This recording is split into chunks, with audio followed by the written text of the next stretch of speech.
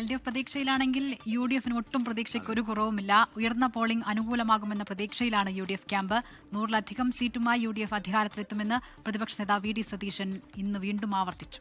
UDFന് ചരിത്ര വിജയം ഉണ്ടാകുമെന്ന് മുതിർന്ന കോൺഗ്രസ് നേതാവ് AK ആന്റണി. അയ്യന്റെ സ്വർണം കെട്ടവരെ ജനകീയ കോടതിയിൽ ശിക്ഷ വിധിക്കുന്ന ദിവസമാണെന്ന് AICC general secretary KC Venugopal പ്രതികരിച്ചു. കേരളത്തിൽ ഭരണമാറ്റം ഉണ്ടാകുമെന്ന വിലയിരുത്തലാണ് UDF. സംസ്ഥാനത്തെ കനത്ത പോളിംഗ് UDFന് അനുകൂലമായ തരംഗമെന്ന് നേതാക്കൾ പ്രതീക്ഷ പങ്കുവയ്ക്കുന്നു.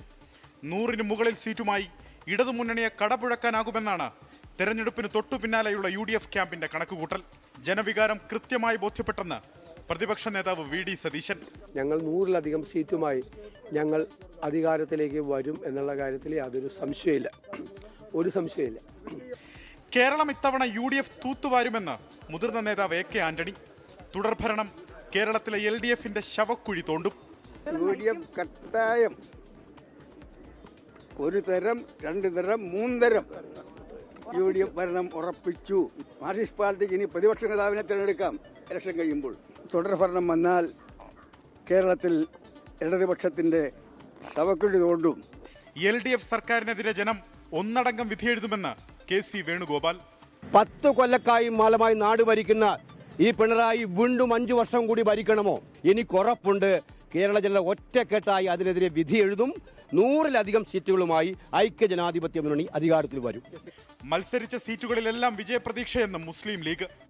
ബഹുഭൂരിപക്ഷം സീറ്റുകളും ലീഗ് നേടും.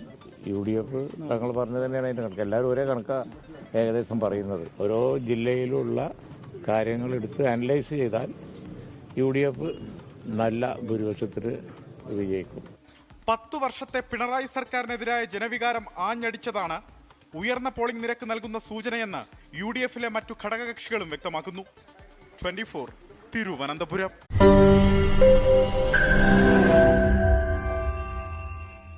ലോകത്തെവിടെയായാലും ഏത് സമയത്തും 24 വാർത്തകളും ഓഗ്മെന്റഡ് റിയാലിറ്റി പാക്കേജുകളും എക്സ്പ്ലെയിനറുകളും വിശദമായി കാണാൻ ഞങ്ങളുടെ YouTube ചാനൽ നിങ്ങൾക്ക് സബ്സ്ക്രൈബ് ചെയ്യാം.